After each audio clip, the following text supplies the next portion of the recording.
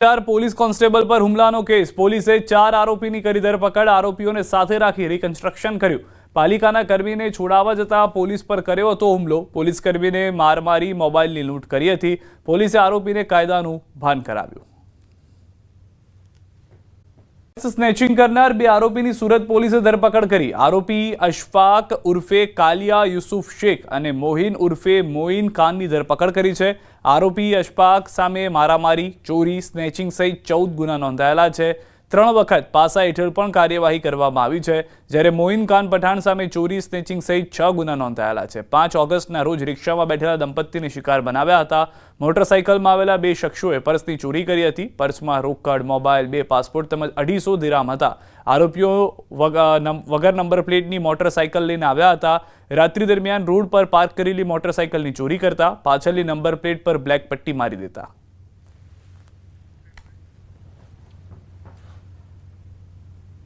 Two wheeler पर बे ईसमों आवीने तेमनी रिक्षानी अंदर जे purse पड़ेलो तो एने खेंचीने लोको स्नेच करीने भागी गयेला हता आ जेनी अंदर एक मोबाइल 2 पासपोर्ट इंडियन करन्सी 6000 रुपया ने 250 दिरहाम ए लोकोना पर्समां हता तो विविध टीमों सळंग 8 થી 10 દિવસ જેટલી મહેનત કરી અને આજે આરોપીઓને પોલીસે ધરપકડ કરેલી છે।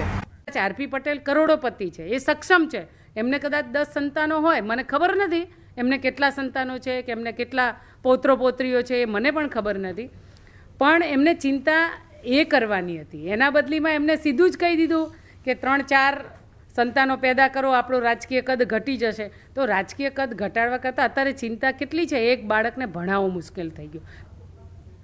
આરપી પટેલના નિવેદન પર પાટીદારોની પણ પ્રતિક્રિયા વધુ સંતાન હોવા જોઈએ તે વાત સાચી છે પરંતુ મોંઘવારીમાં ખર્ચ પોસાય તેમ નથી ઓછા સંતાન હશે તો પરિવાર નાનો થઈ જશે મામા માસી ફઈ જેવા સંબંધો નહીં રહે સમાજના ભવિષ્ય માટે વધુ સંતાનો પણ જરૂરી।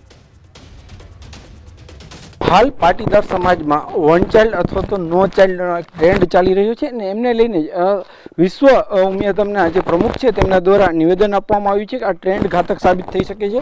त्यारे हाल आपणी साथे पाटीदार समाजना लोको जोडायेला छे, जे आपणे एमनी साथे पण वात करीशुं। आ निवेदनने तमे कई रीते जोयो छो? एमनुं निवेदन बिल्कुल साचुं छे। आम जोवा जईए तो पहेला पण आपणे पाटीदारोमां वधारे चाइल्डने जे ट्रेंड हतो पण आ अत्यारे वन चाइल्डनो ट्रेंड आव्यो शुं काम? स्कूलों जोता अने स्कूलना जे खर्च है वधारे चाइल्डना भरण पोषणनो जे खर्चो है ए बधो पोसावो बहु अघरी वस्तु है एटले ज अत्यारे आ ट्रेंड आव्यो छे। हाँ बरोबर ज छे के 5 बाळको होवा जोईए पण अत्यारे आ बधा खर्चा स्कूलनी फी आ बधुं मोंघवारी प्रमाणे बधुं आ थोडुं केवरावे छे एम। खास करीने વધુ બાળકો અત્યારે જે નથી કરવામાં આવતા એમની પાછળના ક્યાં એક મોંઘવારી સિવાય બીજા કોઈ કારણો જવાબદાર છે? કુટુંબ નાના થતા જાય છે, શું કહેશો? એ બરોબર છે, કુટુંબ નાના થતા જાય છે પણ અત્યારે તો વધારે આ જ નડે છે મોંઘવારી। જે અત્યારે મુદ્દો ચાલી રહ્યો છે એ બરોબર બિલકુલ સારું અને અગત્યનું છે પરંતુ અત્યારની આ એજ્યુકેશન પ્રમાણે ભણતરમાં ખર્ચા બહુ વધી રહ્યા છે જેથી કરીને 4-5 બાળકો હોય તો પોતાનું ગુજરાન અને એનો વ્યવહારમાં અટકી જાય છે। આટલા માટે વધારો કરવો એ હિતાવહ નથી, વધારે બાળકો હોવા જરૂરી છે પરંતુ જો આમ કરવા જઈએ તો એકદમ પરિસ્થિતિ ઘરની બહુ નાજુક બની જાય છે અને જે સમાજની અંદર જીવવાનું હોય તે જીવી શકતા નથી અને જેથી કરીને ટૂંકો વ્યવહાર કરેલો છે પણ જો 3 થી 4 બાળકો હશે તો આવતા ભવિષ્યમાં પોતાને બાળકોને મામા માસી ફઈ તેમજ આગળના બધા સંપર્ક રહેશે। જો ટૂંકું ભવિષ્ય હશે અને ટૂંકા બાળકો હશે તો આવતીકાલે કોઈ એના પરિવારમાં સાંભળવાવાળું રહેશે નહીં। हार्दिक जोशी, न्यूज 18 गुजराती, राजकोट। पटेलना निवेदन सामे एसपीजीना लालजी पटेलनुं निवेदन पाटीदार समाजनी पेढ़ी वेल एज्युकेटेड छे, एज्युकेटेड होवाथी एक बाळक के बाळक लिमिट करी देता होय छे। संगठित होईशुं तो धार्युं परिणाम मेळवी शकीशुं। बाळको वधारवाथी सत्तानी अंदर भागीदारी वधु रहे। हुं आरपी पटेलनी वातने वखोड़तो नथी। એટલે ખાલી બાળકો વધારવાથી એને કે એવું કરવાથી હું નથી માનતો કે તમારી સત્તાની અંદર ભાગીદારી રહેવું નથી માનતો, પણ જેટલા પણ હશું એ સંગઠિત હશું તો ચોક્કસ એનું સારું એવું રિઝલ્ટ મળી શકતું હોય છે। આરપી પટેલના નિવેદન પર બોલ્યા ગીતા પટેલ. ગીતા પટેલે નિવેદનનું ખંડન કર્યું. 3 થી 4 બાળકો પાછળ ખર્ચનું શું? બાળકોની જવાબદારીની ચિંતા કોણ કરશે? અભ્યાસ સ્વાસ્થ્યના ખર્ચે કેવી રીતે કરશે? યુવાનોને નશામાંથી બહાર કાઢવાની ચિંતા કરવી જોઈએ. ના પ્રમુખનું નિવેદન. પાટીદાર સમાજમાં વન ચાઇલ્ડ નો ચાઇલ્ડનો ટ્રેન્ડ ચાલી રહ્યો છે. આ ટ્રેન્ડથી સમાજનું સંખ્યાબળ ઘટી રહ્યું છે. પાટીદાર સમાજમાં હવે 3 થી 4 બાળકોને જન્મ આપવો પડશે, જેનાથી સમાજનું અસ્તિત્વ ટકી રહેશે. આરપી પટેલનું આ નિવેદન છે. નખત્રાણામાં પાટીદાર સમાજના કાર્યક્રમમાં વિશ્વ ઉમિયા ફાઉન્ડેશનના પ્રમુખ આરપી પટેલનું મોટું નિવેદન. તેઓએ કહ્યું કે હવે કાકા અને મામા ભાડે મળશે તેવા બોર્ડ લાગશે. સમાજમાં સંખ્યાબળ ઓછું થવાના કારણે સામાજિક તાકાત અને રાજકીય શક્તિ ઘટતી જાય છે, જે માટે હવે 3 થી 4 બાળક પેદા કરવા પડે તેવી પરિસ્થિતિ સર્જાય છે.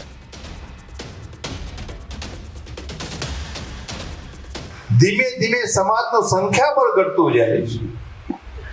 આ વિશે ક્યારે ચર્ચા કરીએ છીએ?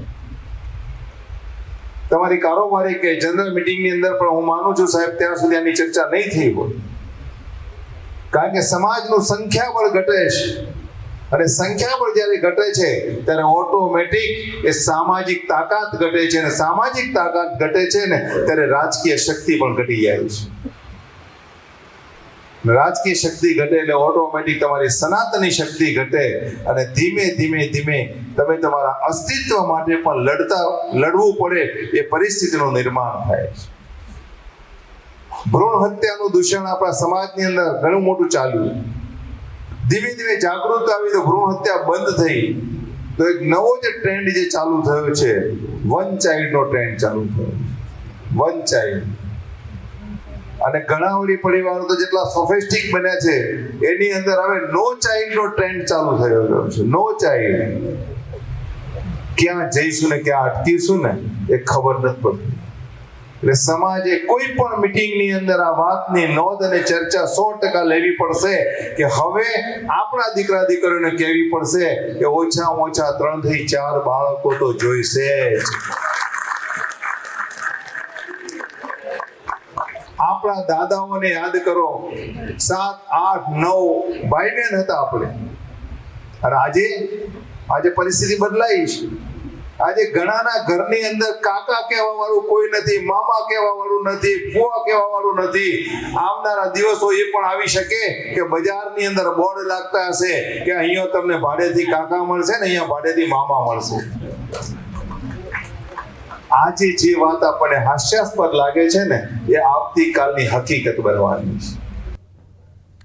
તો પાટીદાર અગ્રણી અલ્પેશ કથિરિયાની પ્રતિક્રિયા. વન ચાઇલ્ડ નો ચાઇલ્ડનો ટ્રેન્ડ અંગે પ્રતિક્રિયા. આરપી પટેલના નિવેદનને સમર્થન આપ્યું. કુટુંબ વ્યવસ્થાનો નાશ ન થવો જોઈએ. વન ચાઇલ્ડના કારણે સભ્ય સમાજની વ્યવસ્થાનો નાશ થશે. કુટુંબ વ્યવસ્થા પણ આર્થિક રીતે પછાત થશે.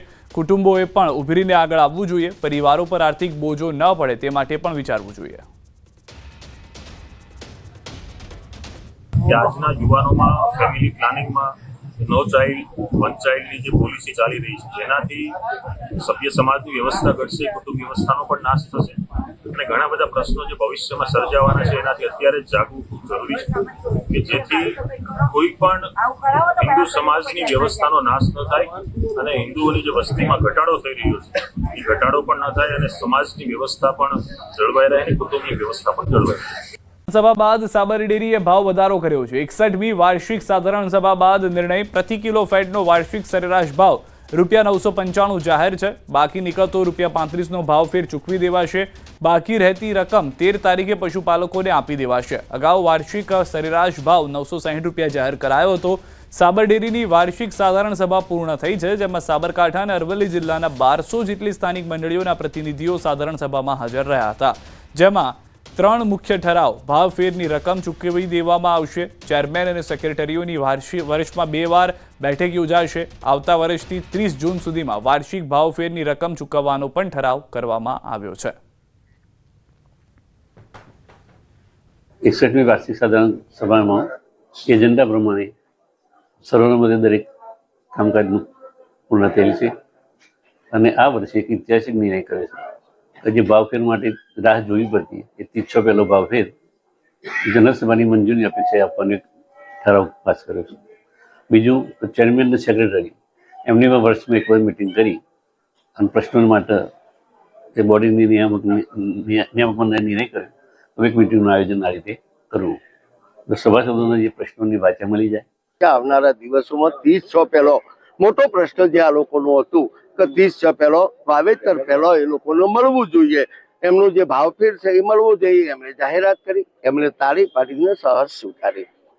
એમનો ભાવફેરનો જે મુદ્દો હતો એ કોઈ પણ બોલ્યું નથી. કોઈનો લેખિત 1 વીક પહેલો મંગાવવાના હોય પણ કોઈ પ્રશ્ન આવ્યો નહોતો શાંતિથી. અને એકાદ વ્યક્તિ વચ્ચેથી કોણ હતો, કઈ મંડળીનો પ્રતિનિધિ હતો એ આપણને ખબર નથી. એ જ્યારે ઊભો થયો ત્યારે એને દબાવવામાં આવ્યો. આજે જે એજન્ડા હતા એજન્ડાની કોપી તમારી જોડે છે. એ બધા એજન્ડા આજે સાધારણ સભામાં આજે બધા સર્વસંમતિથી પાસ થયા છે. તથા એક પ્રમુખ સ્થાનેથી જે ચેરમેનશ્રીએ એક ઠરાવ કર્યો કે આવતી સાલથી 30/6 એના પહેલાં જે ભાવ વધારો છે એ ચૂકવવામાં આવશે.